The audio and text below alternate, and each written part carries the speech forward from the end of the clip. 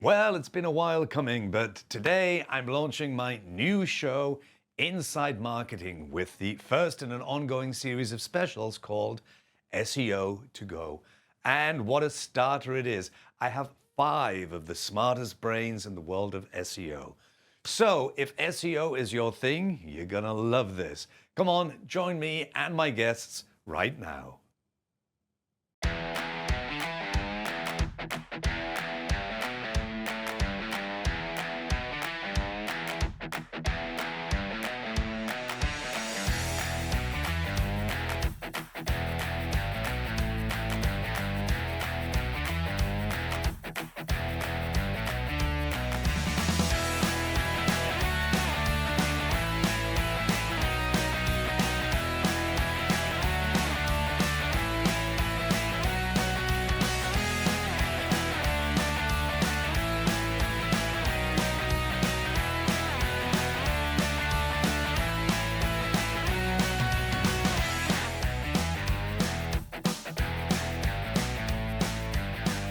Hello, and a very warm welcome to Inside Marketing with me, Mike Grehan, and indeed the very first show.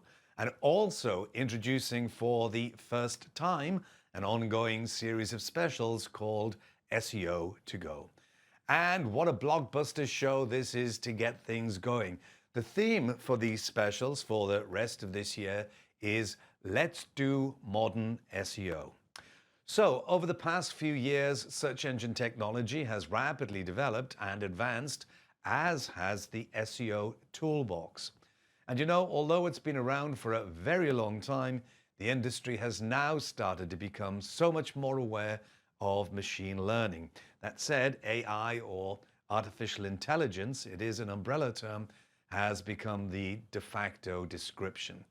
Creeping into the SEO vocabulary all the more, we hear terms such as large language models, or LLMs for short, transformer technologies, and deep learning architecture, such as BERT, for instance, and retrieval augmented generation, or RAG for short.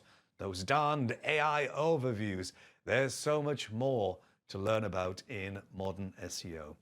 Having said that, it seems like some of the problems we thought were solved so long ago are getting more attention again. In particular, JavaScript is all of a sudden back in focus. Why now? What's all that about? Well, we're about to find out as we discuss that and zero-click results and major algorithm updates. More importantly, where should SEOs put their main focus in 2025? Well, it's less about the technical side and so much more about the human side, satisfying the end user need for information, whatever the query. We'll discuss all of this and so much more with no less than 5 leading experts. So let's do it. Let's meet my guests right now.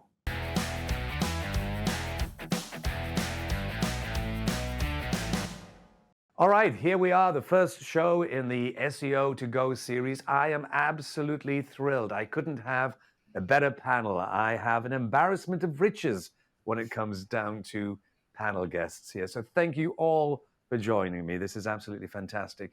As a British gentleman, even though I'm an American citizen, as a British gentleman, it's ladies first.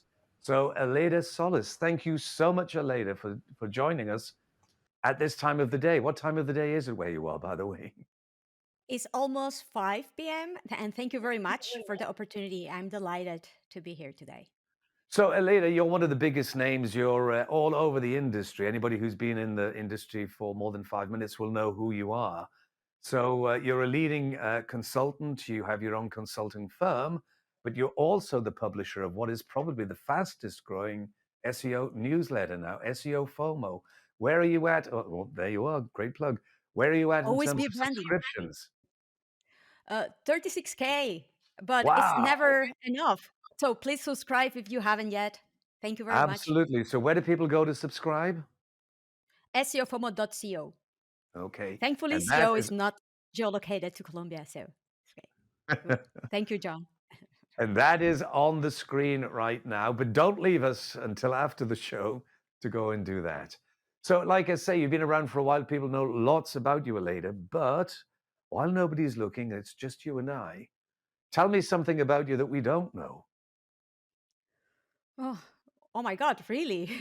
That nobody knows. That's well, I love Uh, coffee. That is also very cold. So, for example, I also somehow drink cappuccino even in the winter, and I prefer that than hot coffee. So yes, I'm weird. Probably people don't know that. Hopefully, new wow. fact about me. All right. So making coffee for you is quite easy. Cold water will do. Yeah. So great to have you. Cindy Krum, you and I have known each other for a very long time. I don't know how long it is, but I was actually thinking about this morning. I remember you came to visit me in my office in the Empire State Yeah, Building when I was on the yeah, 55th floor. That was 16 years ago. yeah. Yeah, and you were with the fabulous Stu Quealy, who many people will know from the SES conference.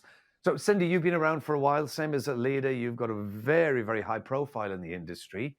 You're a consultant, and certainly you were very much at the forefront of the whole mobile first movement. So, I guess that was like a really, really big change, and certainly coming around this year, we're going to see some more changes. So, hopefully, we'll get some Yeah. ideas from you on what your thoughts are on that. We're hopefully not taking you too much by surprise. We do know a lot about you, but again, as with a leader, go ahead and tell us something that we don't know about you. So, not everyone knows about my fabulous dog, Barkley, who we might hear bark, hopefully not. But he's absolutely fabulous. If you haven't seen his pictures, he has his own Instagram, and he has this long flowing hair. He's like the Fabio of dogs. He's very handsome and he likes getting dressed up, and like he lets me do his hair in man buns and ponytails and things, pigtails, whatever. It's just handsome, handsome dog. That's and my pride and joy. I'm going to show a picture of the dog in just a second. Right. But thank Mike's laughing because he's seen yeah, thank pictures. Barkley for all the barking in the background there. And Mike King. Mike, so good to see you. It's been a little while. Within this industry, again, like everybody else, I'm going to repeat myself. You are omnipresent. You're absolutely everywhere. Certainly, you're renowned for all of the technical SEO expertise that you and your firm have. So you're the founder of iPullRank and CEO, I guess. I think probably one of the fastest growing independent SEO agencies in the industry, yes? Probably. Yeah. And I noticed that recently you were looking to relocate somewhere in New York City.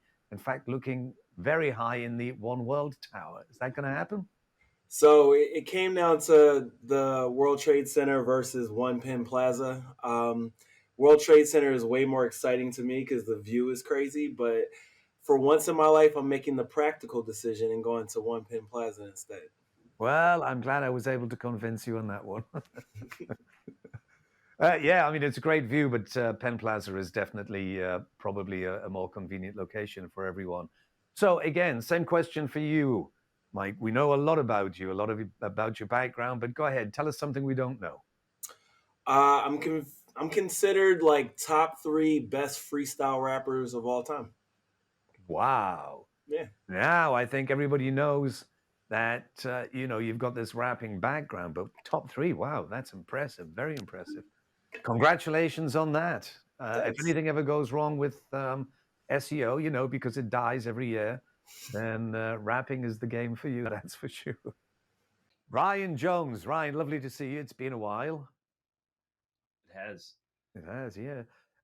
So you are with one of the largest advertising agencies in the world now, I guess. The company that you work for is owned by one of the largest agencies in the world, correct? Yep, that's right. I'm at Razorfish, owned by Publicis. So yeah. And yeah, Publicis has become absolutely massive. Your background, Ryan, I happen to know is you come from a software development background, and you've actually been working on your own SEO tool. That's something I want to talk about the importance of tools this year. There are so many of them around. But give us a quick 30-second overview of the tool you've been working on. What's it called and what does it do? I will never pass up an opportunity to plug my own stuff. So appreciate that. It's called SERPRecon. And essentially, we'll probably talk about this more later, but it fills a gap that I haven't seen in most modern tools, in that it looks at sites and search results the way search engines do, using actual metrics instead of made up metrics that most of our tools use. So while our tools use stuff like domain authority and keyword density, I'm looking at cosine similarity and BM25 and bigrams and trigrams and all this other methods that search engines actually use. We might not put it together the same way search engines do, but at least we're starting with the same data they have. So trying to fill a gap, and it's fun. And I'll just plug, serprecon.com, check it out, free trials, go play with it. I'm sure we'll talk more later. You'll see the URL on the screen. And what is it that we don't know about you? Well, I hate coffee, unlike Aleyda. But lately I've been no, I can't do it. I can't get with it. I don't know. If you see behind me, there's a tin of breath mints that have caffeine in them. That's where I get my caffeine. My fun fact is I've been addicted to cornhole lately. I've somehow this year I'm currently top 25 in the state in cornhole. So I've been playing that way too much, and it's become a real fun hobby and passion. Well, that's great to know that you do have something that gets you out of the house and away from your computer monitor, because we spend way too much time doing that, that's for sure. And our surprise guest today, I'm absolutely thrilled that John Mueller from Google has joined us. And given that I've just said everybody has such a high profile, everybody in the industry who knows who John Mueller is. And it is so great to have you. John, I've given kind of a background of the roles that each of the other panelists play, but yours is a pretty unusual one, because during the course of time that I've been in the industry, you guys have been the spam cops, you've been the quality control guys, the outreach guys, you're now the community guys. I don't know. John, what is your job? What do you do? It's mostly around trying to connect people who are making websites with kind of the ideas and the thoughts that the search engine engineers have. So trying to explain changes that are happening, trying to take feedback from the community and bring that to the various quality teams, the Search Console teams, to make sure that what we're doing makes sense for the industry, and also that we can kind of bring the knowledge back to the industry on what they could be doing, what's changing, what's happening. So people in the industry know a lot about you. Go ahead, tell us something that we don't know about John Mueller. Oh my gosh, secret information. I like cheese. No, I guess everyone knows that. You live in Switzerland, you must. I have another kind of Swiss one. I like to work on small mechanical watches. Wow. Which is something that I found over time kind of is a little bit less technical. It's still technical, but it's less related to the web kind of stuff. And it's something where you almost have to kind of meditate in front of the microscope and try to put things together without moving your hand by 0.5 millimeter. So I quite enjoy that. It's not that I can fix any of these, but I can put some of them back together and they still work. So it's I'm okay with that. So yeah, I was going to say, what do you do when you fix them? Is this a collection you're building, or are you selling them on eBay? What are you doing? No. I just bought a whole bunch of broken or lightly used watches and take them apart, put them back together, kind of clean things up. It's more for fun. It's not anything that I'll do professionally. When I'm looking for a unique gift for a friend of mine, I'm going to come to you and get a handmade John Mueller watch. Oh my gosh. I don't know if that's a good idea. All right, great to have you all. So the premise for the whole series this year is let's do modern SEO. What does that actually mean? So actually, John, I'm going to come to you first to try and kick off the conversation here, for the simple reason that given the role that you play and the feedback, you get so much feedback from the SEO community. What is it that you think that the community should be focusing on in 2025? And are they doing that? And also, is SEO dead again this year? SEO dead. I I don't think SEO is dead. I think one of the challenges is lots of people online wish SEO were dead, but they don't realize that it's almost like driving so many of the things that they're doing online, where they notice when something is weird in search or when something is weird on the internet, and they're like, oh, this is those pesky SEOs. And they don't realize all of the things that actually work well because of some of the work that SEOs do.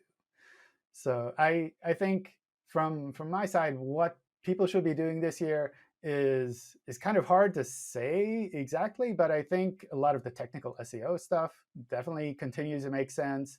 I think a lot of that continues to make sense also with regards to all of the AI things that are happening, all of the different kind of large language models that are trying to train off of the internet. Like, they need that foundation of technical SEO as well. And I think what is also important is to try to figure out like what is the value that you want to get out of the internet. And I think the easy aspect that SEOs have been focusing on in the past is like, I want clicks. I just want like lots of clicks.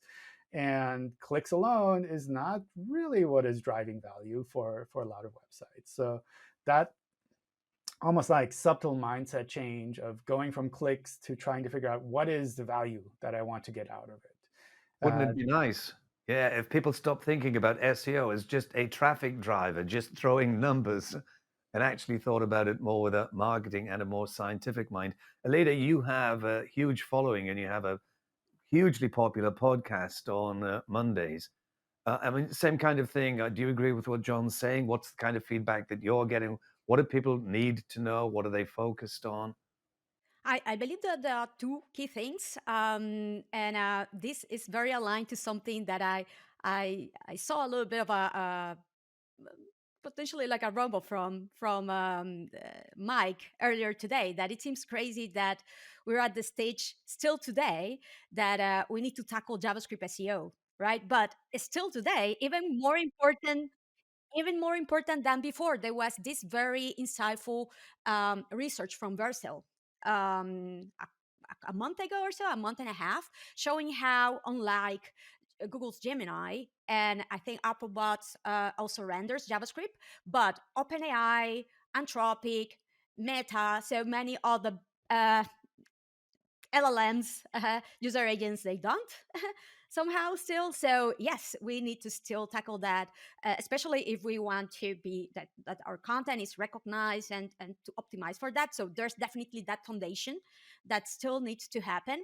And then on the other hand, something key and that I want to start sharing much more. I already did a couple of talks about that, but to push much more this that has been somehow very underlooked in SEO, the importance of brand recognition and authority and optimization, not only to be recognized by Google's and LLMs, but especially talking about just attracting clicks versus actually driving value and business and connecting with customers that actually matter. We have pretty much overlooked a lot branded searches, branded queries. Oh, those are searches that we already own. Not necessarily. Maybe the user is at the last stage of the customer journey, deciding between us and the competitor. Maybe these are already customers, yes, but they need support.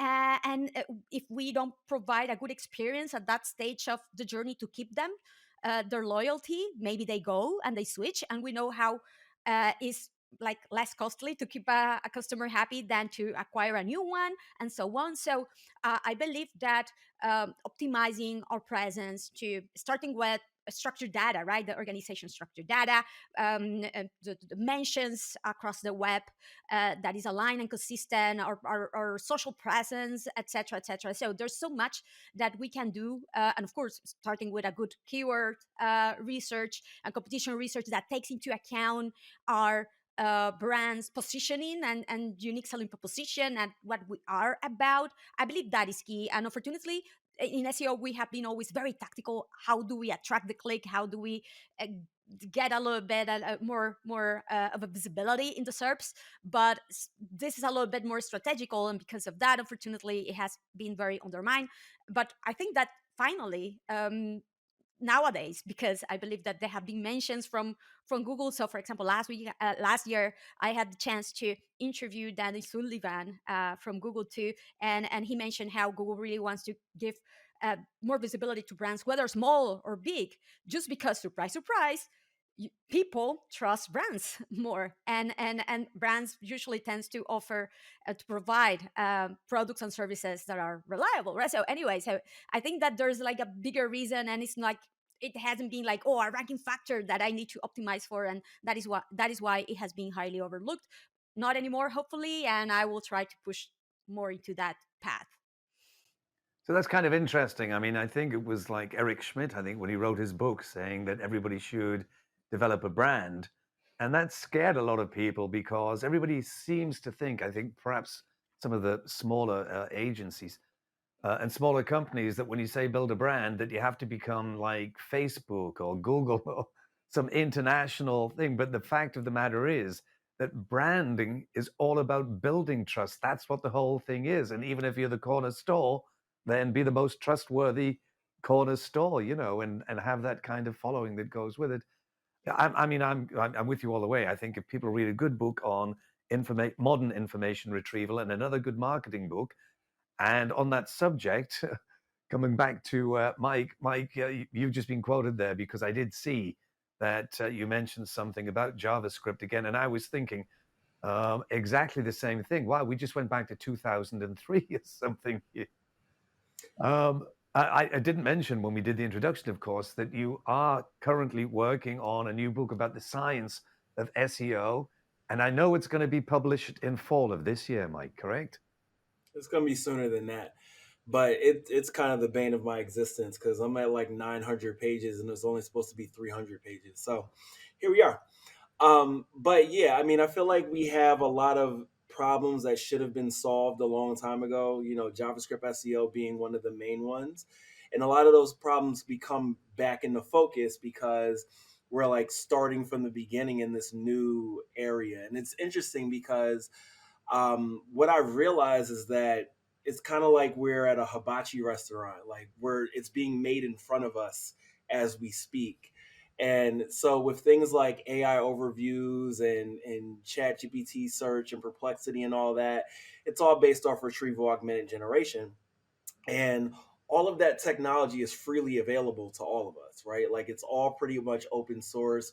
We can see how it works. We can play around with it and figure out how to, influence it and so on. But at the end of the day, even with all those technical underpinnings, you do kind of land back at the idea that it's about building a brand.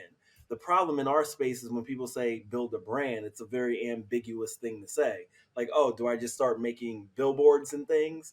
But I think that there's some value in understanding that a lot of the things that Google measures are very much impacted by things that you do in the real world of being a brand. And so I think that is a space that we as SEOs can learn a lot more about and figure out like what can we do here that is actually valuable to actual people that are going to also trigger a lot of these things that Google measures. Um, and then the last thing is that I think that there is a lot of value here in us, really paying attention to what's happening in the large language model space, because all of that comes from search technology, right? Like, if you think about what a large language model is, it's like you vectorize a bunch of words and then you basically statistically predicted what the next word will be. Well, that vectorization started from Word2Vec, which was a technology that was built to improve Google search. And, so like the more that we pay attention to that stuff, the more we're going to understand better what it is that the core of our work, like what impacts that. And, that's not to say that I need everyone to understand like every measure that was introduced by those leaked documents or the things that Mark Williams Cook talked about.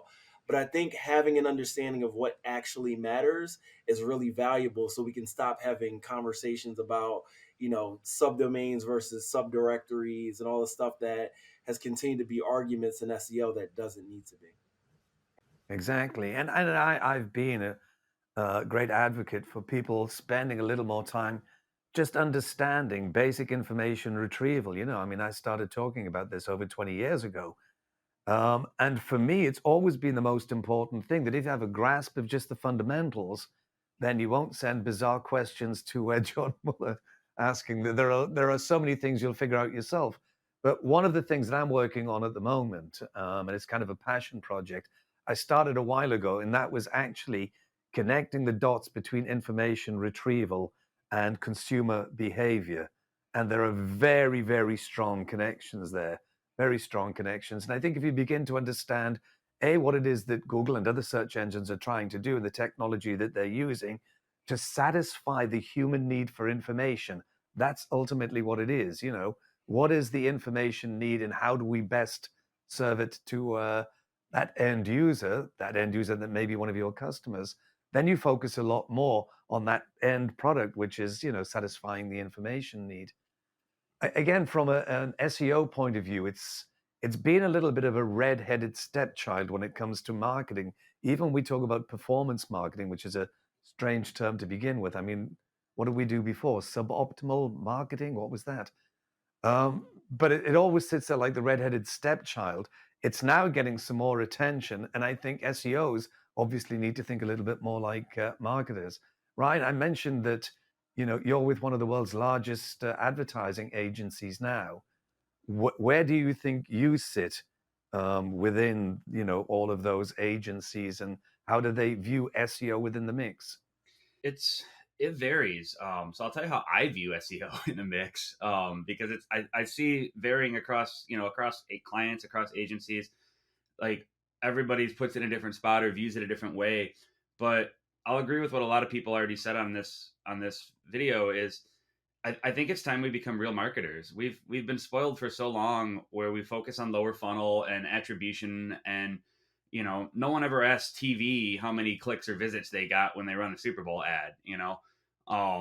It's and even paid search to an effect gets away with it, right? In SEO, if we say, hey, if we're not there, our competitor might be there, they're like, okay, great, how many clicks is it going to get? But on paid media, we can say, well, if we're not there, our competitor will get there, and they'll say, here's $1 million, go be there, right? And so I think it's time we evolve SEO to be full funnel. We got to start thinking about user intent, what users want, do real marketing. It's not enough to focus on clicks, and we've been spoiled. We've focused so much on tactics, right? To go back to, is SEO dead? If all you thought about is tactics to get clicks and links and rankings, then yeah, it's dead. But if you thought about giving users what they want, then no, it's not dead. It's evolving. It's changing from 10 blue links to, text in the search engine. And like Mike said, that stuff's built on how SEO works. And, fun fact on JavaScript, we've relied so long that Google can crawl and understand JavaScript, but does OpenAI's crawler?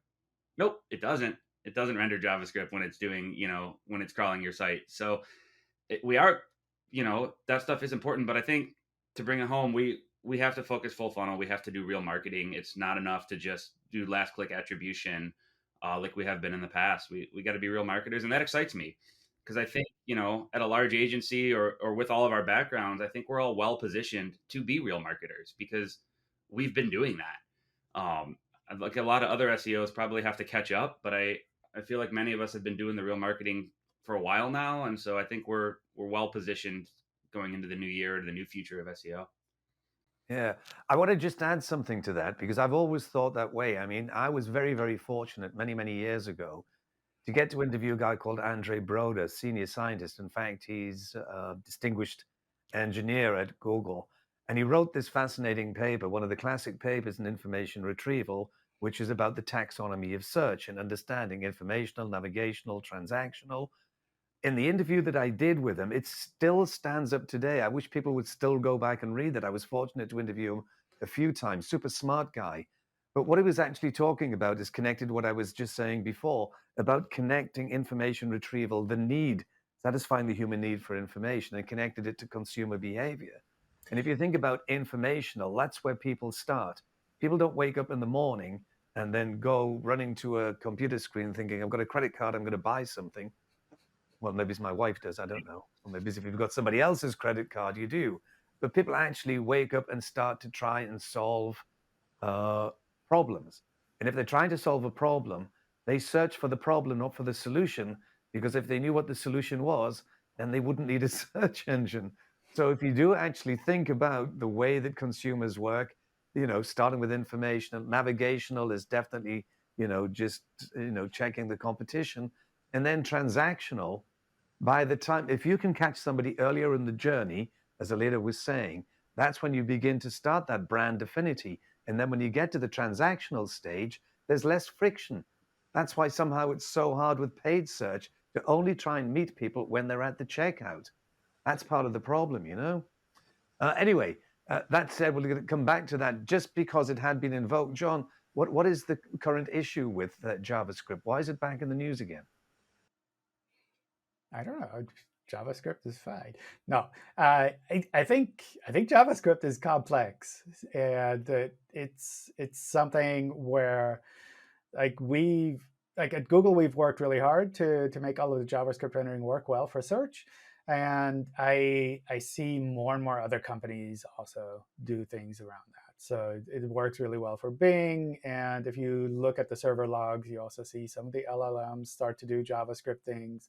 So I think it's mostly a matter of time, but it's also one of those things that kind of fit into the technical SEO bucket, where it's like it's some technical thing that you can do on your site in certain ways, and you can do it in a way that breaks things and in a way that works well. And the difference is sometimes not immediately visible. So it almost takes that technical eye to look at it and say, like, oh, it's like it looks right in a browser, but actually you're doing it wrong.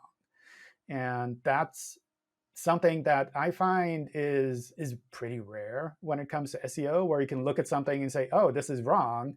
Whereas otherwise you look at something and it's like, oh, this link is bad. It's like that's not something that's objectively like recognizable. But with regards to JavaScript, you can look at a lot of things and say, oh, this is broken. Or this might work on Google, but it might not work everywhere else. So, Cindy, when we were talking at the introduction there, I mentioned that that you were very prominent when certainly it was Google who said we're going mobile first, and you were very prominent, and certainly a leader. People were looking to you then. There were massive changes, but it seemed to take everybody quite a long time before they actually got into, understanding why it was mobile first to begin with. Now that we've got this transition from, as I say, from, even in conventional ranking to neural ranking, neural information retrieval, it is kind of a new ball game. What kind of changes do you see, and what do you think about the community? Do you think they'll be moving quickly enough, or are they going to sit back and watch and see who does what and what works and what doesn't? Obviously there are going to be people who are innovating and people who are in more of a wait and see mode. But my instinct is to always lean into the future and think about what it's going to mean for us, because when we work with big companies, they take 2 years to make one change sometimes. So you've got to have like the 2-year vision to say, start this now, it's going to be important in 2 years. And I think with mobile, especially right now, and kind of this idea that we've been talking about with the evolution towards more marketing and branding and search changing, there are a couple things where mobile's really important. Search is kind of, I think the search engines, and I won't necessarily speak for Google, but I'll hint at what I think Google is thinking, and John can correct me. But I think Google is thinking of search in a much broader way than most SEOs are, because they're, agents, their LLMs and Gemini and stuff like that, is doing search in a much larger way, not looking at just the corpus of information on the internet, but when it's on your phone, looking at the corpus of information about you on your phone. And same with Apple Intelligence. So if I say, okay, assistant, turn on the porch light, it has to know what app to use and where I live and have all the connections there to say, do I know which one is the porch light? And so it's got to connect more information and understand more information. And that's a search too. If I say, play Alanis Morissette. It's got to know which player I like. It's got to know if my preference is to play it on this device or that device. And so it's got to know where all the devices are and where I am. That's a bigger search task, but it's still in some ways a search. Like a request to an assistant seems to me like just a larger, different kind of search. So I mentioned quite some time ago, in fact, I wrote a paper about the difference between search and service. And that was when we were going through the whole mobile first kind of change. People kept thinking with voice search particularly, which, as you know, for a while was the thing, and then all of a sudden it's cooled down, but it's coming back again, that we spend about 60% of our time on our mobile devices, on these devices, asking for service, not for search. And I explained something that I described as concierge style search, Yeah. And if you think about that, it's an entirely different approach. So you do need to fully understand that if I ask, in fact, we'd stop talking about a search engine and talk about this is your information provider. And I put it down here and I just speak to it. And I say to my information provider, I'm going to San Francisco next week. I need to be there Tuesday, coming back Thursday, need a hotel. Then there should be task completion. And that information provider doesn't need to go to Google and search for a hotel and doesn't just needs to complete that particular task, and I think that's where we're moving. It's going to be somewhat different. But And you then can create work backwards too. And you can say this changes how people search and it changes what we should expect of SEO. So, and I'm sorry to interrupt, but when we do when we do a search now in Google, and when we're planning an SEO kind of strategy, we have to think like what can be answered and handled by an AI overview or an agent and what cannot. And we shouldn't be spending so much time targeting something that that might be answered by an AI overview if all we want is clicks. If we're being measured on our success by clicks, then do something or target something that's not answerable in an AI overview. Even if we know that some of the links in AI overviews get clicks, they're not going to get as many as we used to in a position 1 ranking. And so if you're thinking about search as like brand new brand discovery, like that's not where it's going to happen anymore. That's happening on TikTok, that's happening on YouTube, and brands have to prove themselves and get kind of the following and the gumption to rank and get good exposure and brand results, and not be kind of hijacked by an AI overview that's just trying to answer a question and not show a website when a website's not the best answer. Exactly. So let me just throw this to everyone, because I don't know if you saw I think it was the MIT review. There was a column about 0 clicks and about Google's changing and not sending traffic, and people are freaking out about that. Actually, just to one side, did I miss the memo? I didn't get the contract from Google, John, that said that if I have a website, Google guarantees to send me free customers for the rest of my life. Why is it that everybody seems to think that? Yeah, but that's the implicit social contract that we're in with Google, right? Like we give you our content, you're supposed to give us something back. So I don't think that's a good argument. But I do want to say, well, at the end of the day, you do, but you can't rely on that. That's the point. I mean, at some point, yeah, that's the point. But at the same time, like you make a website, you let Google crawl it for a specific reason, right? Like you're not doing it for an altruistic reason. But what I will say is that, and this is kind of the point that Ryan was making, is we need to recognize organic search as a branding channel, right? Like your brand appearing in an AI overview is a good thing, because there are people who are like going to do that search and they may not click on anything, but your brand is now top of mind when they perform that search. And the same is true about, Chat GPT search or whatever. That's why you want to be there, even if it doesn't drive traffic. Imagine also if the mentions and the sources of the AI overview are rather negative or are not necessarily showing your service or your product in the correct light or in the right light. Also, it's not positive, even if they don't drive traffic, right? I have 2 things here regarding the non-clicks or non-traffic searches. Unfortunately, is how everything is evolving, and it's actually not only a Google issue. In fact, I have to say that Google has more skin in the game here than any of the other LLMs, like ChatGPT in any case. But it's actually also, I actually don't like the fact that a lot of people say, oh, SEO is dead just because of this. No, sorry, this is a major, bigger problem that just SEO is about publishing and publishers, and what just Mike mentioned regarding referring traffic to websites that produce the content, because of, yes, the balance and the nature of the web ecosystem that has existed until now, right? And how do we respect that, and how do we balance that in the future? In fact, I have to mention something that you reminded me of this conversation, like it was like a year ago when ChatGPT started to get used much more. I had a major marketplace with unique information, let's say, getting in touch with me saying like stress, and their first reaction was like, should we block all of the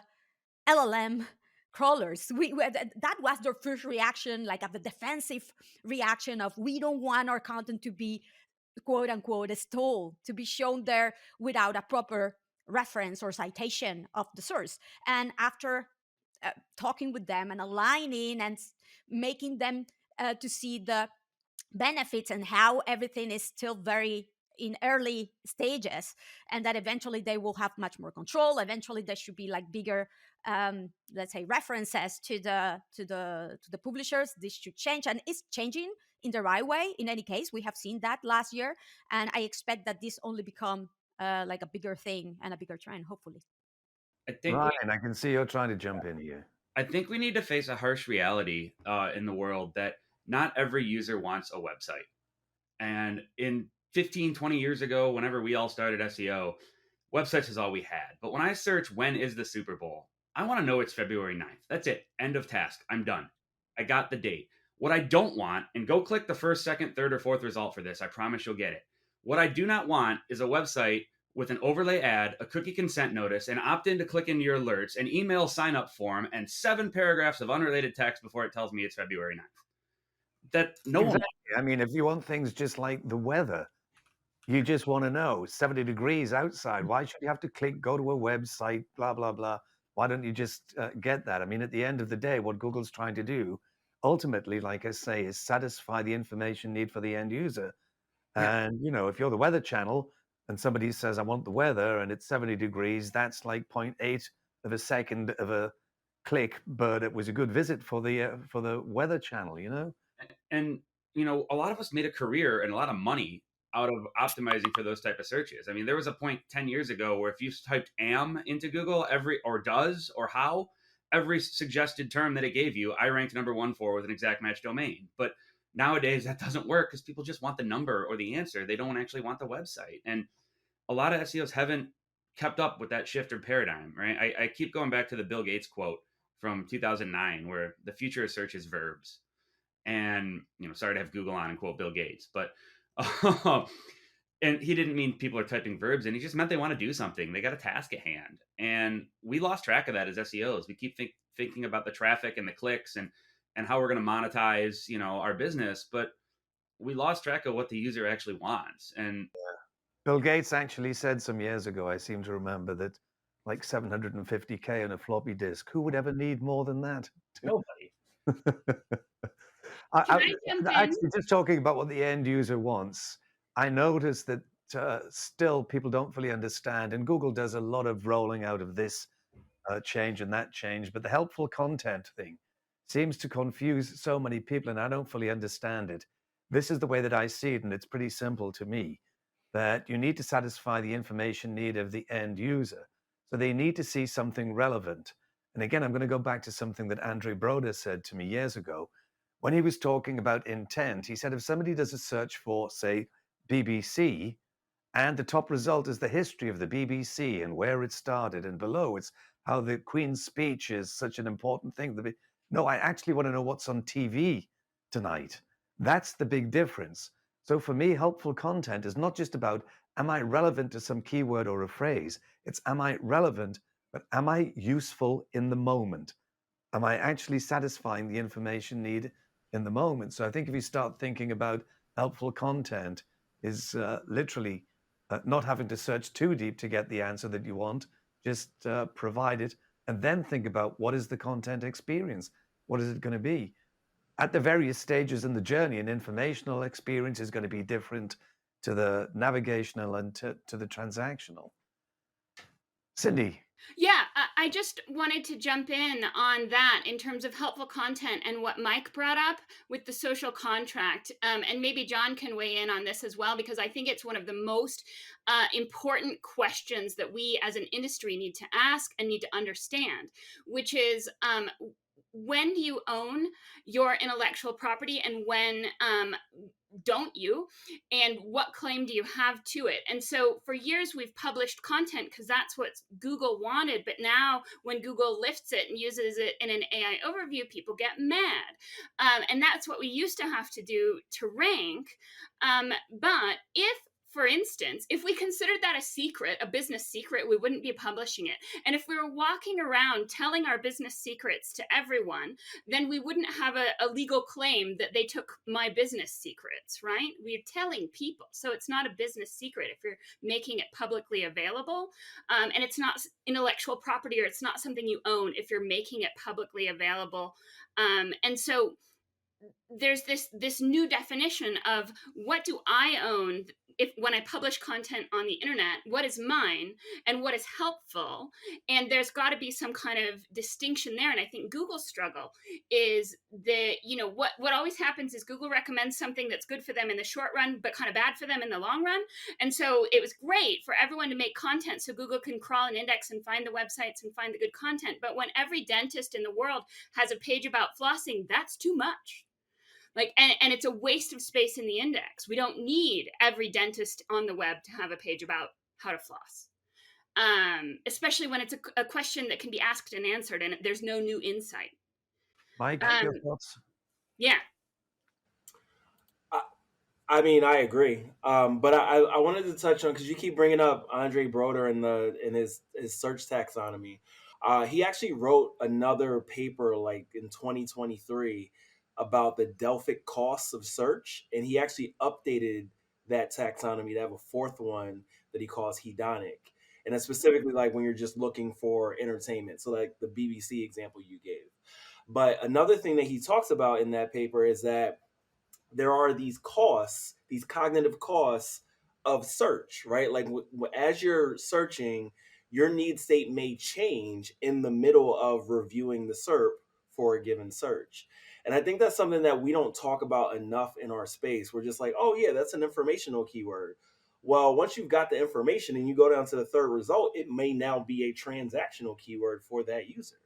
So I think that there's a lot that we can still, glean from some of this basic stuff. And if we're using it strategically, we are going to be better at providing what Google is going to surface. And you're not going to run into a lot more of these problems where you're like, hey, why don't I rank? Well, you don't actually meet the multi-intents in this case. That's one of the gripes I had with some of the tools in the industry, Mike, is a lot of tools out there are just like, oh, the keyword contains this word, so it's a transactional keyword. And like, no, like Google and all the search engines, they're using machine learning to determine the intent of keywords. And it's more than just the keyword that they're doing it on, from what we know from all the information retrieval papers that we've been reading. And that was one of the things I was like, well, we can do this when I put into SERPrecon, as I'm not to plug the tool too much, but like, why just query contains? Like, there's data sets of queries and answers, and there's real data on the web. We can train a machine learning model to gauge intent. That's not hard to do. I can do it on my machine. So I did. And it's just amazing to me that, our industry is still in the like, oh, the query contains this word, it's informational. Like, I wish more would actually dig into the stuff you're saying, Mike, is like, we have all the data. It's out there. It's open sourced, right? BERT is an example. BERT's been open source for years. And not one mainstream tool is using BERT, even though it's open sourced, and we know Google uses it daily. So, like, I know a couple, by the way, and one that's due to come around. So people are certainly moving towards that. But again, it's a kind of reminds me that if you do follow information retrieval, even the bare basics, we're moving so far away from this bag of words. The words in the query appear on the page, so therefore you'll see the page. 9 times out of 10, the words in the query don't even appear on the top results. I've said many times before, if you do a search for fish tank, then the likely number one result is going to be tropical fish aquarium. The words fish tank are not going to appear there. And now you're mentioning, Burton, we're talking about sentence transformers. How much point is there in targeting a specific keyword? It almost sounds like you're saying we should target all of the synonyms, basically go back to SEO in like 2001, or which I don't think we should. And I think sometimes I think the discussions also around SEO are a lot about like, how can I make this so that Google thinks my site is good, and less about how can I make this so that it fulfills the need that a user has. Like, why do they even go to Google? And how can I make sure that I kind of match that? And that's something which I think is kind of tricky, because it's a lot of times you're looking at it and you're saying, well, it's like, I can change the words on this page and some of the HTML, and like, how do I have to change the words to make this work well for a search engine, which is very technical, but probably not what a user cares about. Like, they care about the information that you provide on those pages, not necessarily the specific words. So that's pretty much like, think about what the end user wants and make it for them. Kind of. I mean, ultimately, they're going to Google because they weren't able to figure it out themselves, or they go to any search engine or to ChatGPT or whatever because they need help with a problem. But they want the information. And if you provide something that doesn't actually fulfill what they're looking for, then even if all of these systems point at your website, they're going to look at it and be like, oh, well, this isn't what I'm looking for. Like, I'm going to move on. So I saw somebody fairly prominent in the industry talking recently and saying SEO is not about Google anymore. It's about being everywhere. You have to be everywhere. And I think because there have been some studies that say, younger people search on TikTok perhaps more than they do on Google, or for different reasons. Aleyda, do we have to be everywhere as an SEO? I will say everywhere where your audience and potential customers are, and makes sense for the brands to sell or to connect with them or to be visible to them. At the end of the day, I believe that this is not necessarily up to an SEO decision, but SEO should be able to align with those business and broader marketing decision. And potentially the problem here is that we have pretty much not done a great job selling the need of not working on a silo, or working in isolation, or sitting also at a bigger tables, marketing tables, where they make more this type of strategical decisions, or PR campaigns. For example, it is interesting to see how there's this whole trend nowadays, for example, about building links through digital PR type of actions, when it's like, okay, this is pretty much doing a good work aligning and optimizing all of the different type of efforts of a real brand with many different type of campaigns, and trying to leverage that. So yes, I actually have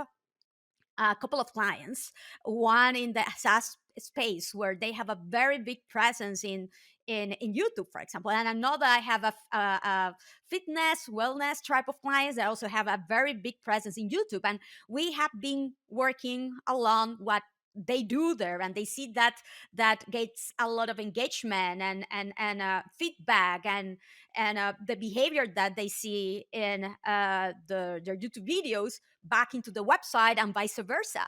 And this is the type of alignment that we need to have in SEO. And hopefully we do a much better work on trying to incentivize. And but it shouldn't be just because of SEO and Google. That is, I believe, the issue that we have had so far, that whenever we try to push for something, and the way that we communicate that, the type of reaction that we get is like, okay, where can you show me that this is a ranking factor? So for example, speaking about EAT that you mentioned before, page experience, and what also Ryan mentioned, like, this is common sense. who wants to buy from a website that is all plastered with ads, that you cannot even scroll with vignette ads and interstitials, and has all of this fluffy content that doesn't even mention who has written it at all, or if I should, how should I trust this in the first place, right? I wouldn't add my credit card in there to buy it with all of these mistakes and this bad experience and this fluffy content. However, whenever we have historically gone and tell the clients to improve that, the first reaction is like, oh, where can you prove that Google has mentioned that this is a ranking factor? How much are you going to improve in traffic from fixing this in particular? So that has been historically the issue that we have had so far. And we need to move away from that in order to be able to, think bigger, align at a much bigger level, and yes, facilitate search engines and LLMs to recognize what our brand is accurately, what our topical relevance is, what our authority is, and this is how we are going to win. But we need to make a better work on clarifying that and selling that, I guess. Mike, as I mentioned before, you probably are one of the fastest, if not the fastest growing SEO, independent SEO agency. What is it this year that you expect the client wants from you? What does the client need you to provide? So because we work with enterprise, most of the brands that are coming to us, they're like, hey, how do we rank better in ChatGPT? And of course I can tell them how to do that and we can work on it and everything, but it's not as big of a opportunity right now, at least, that people think it is. Nevertheless, there is value in doing that because, again, if you do want to be in AI overviews, it's effectively doing the same sort of work, like improving the relevance of your pages, and doing that through the lens of like, what does a user actually want or need, right? Like not just changing words around, like John was saying that most of our industry does, but really aligning with what the expectations are, and then also providing, more detail so that you appear in these different channels.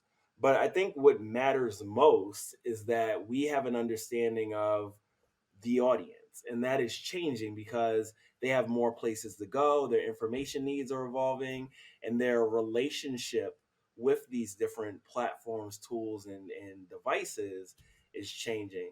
So I think that we really need to improve our understanding of the audience and aligning that with a content strategy.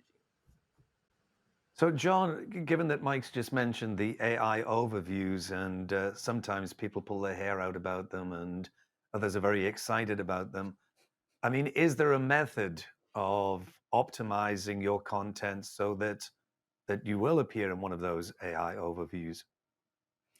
I just want to say that all of these discussions we had, I don't know, what was it, like 5 or 10 years ago about featured snippets. It's basically the same thing, right? It's like, oh, this is very visible on top, and it's like, I hate it. And then a year later, everyone's like, oh, how do I get in? And how do I optimize for it? How do I appear more visibly? And my feelings, like without kind of any big crystal ball, is that this is something that is going to evolve in a similar direction. And I think user expectations definitely change. I think AI type answers make sense for a lot of queries.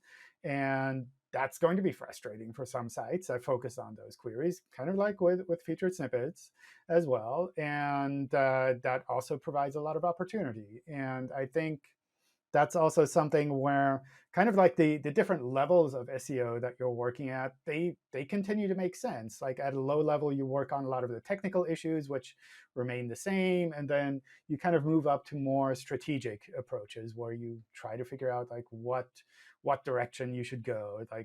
And that's something that obviously, like the strategic approach, that depends a lot on the whole ecosystem, where you have to take into account like who the users are, what they're looking for, how they're looking, where they're looking. And that kind of means like that aspect is definitely going to change. But it's like usually that's also the people who get paid more who try to come up with the strategy. So it's like, of course, they should kind of like have to do some more thinking. Ryan, I see you've got something quick to jump in with. We've only got a few minutes left, so. Yeah, I just wanted to add I agree with what John said on AI overviews being like featured snippets, but advice for ranking in them. The great thing about AI right now is it's so new that the stuff they're saying in their research papers and patents is most likely how it's still implemented in production. So you can learn a lot. We've been able to kind of successfully reverse engineer the patent on AI overviews. Google kind of even gives you the prompt they're using to generate it in their patent. And we've been able to reverse engineer it. So there's a whole bunch of queries out there. Like if you search microwave sizes right now, it cites 4 companies, and 3 of them are me and my clients, because we've been able to kind of successfully reverse engineer what it's looking at when it generates a snippet, and then how it's generating queries from that snippet based on all the information Google put in the patent. So like we're at an exciting time right now, and I expect this all to change. And as time goes on, production is not going to work how the patents and research papers work, but right now they very much do, and it's very much exploitable. And I will leave it at that. So we've only got just a couple of minutes left. I'm going to come around to each one of you. Give me a sentence on what do you think is going to be the most important thing to focus on. If there was one thing that you would say, I would kind of take a closer look at that. Ladies first, Aleyda.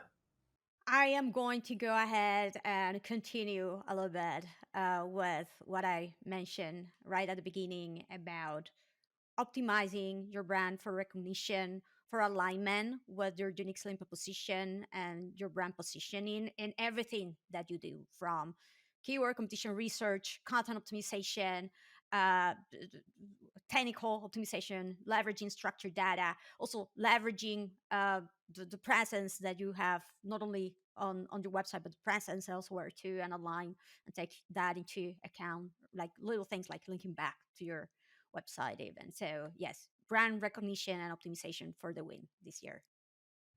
Cindy? Focus on connecting what your customers actually want with what they're doing and where they're hanging out online. People may be, searching for your queries because they want an AI overview on Google, but they may be, when they're searching in TikTok or YouTube, they're actually looking for discovery. So connecting what they're looking for and where they're looking for it with your strategy online. Mike?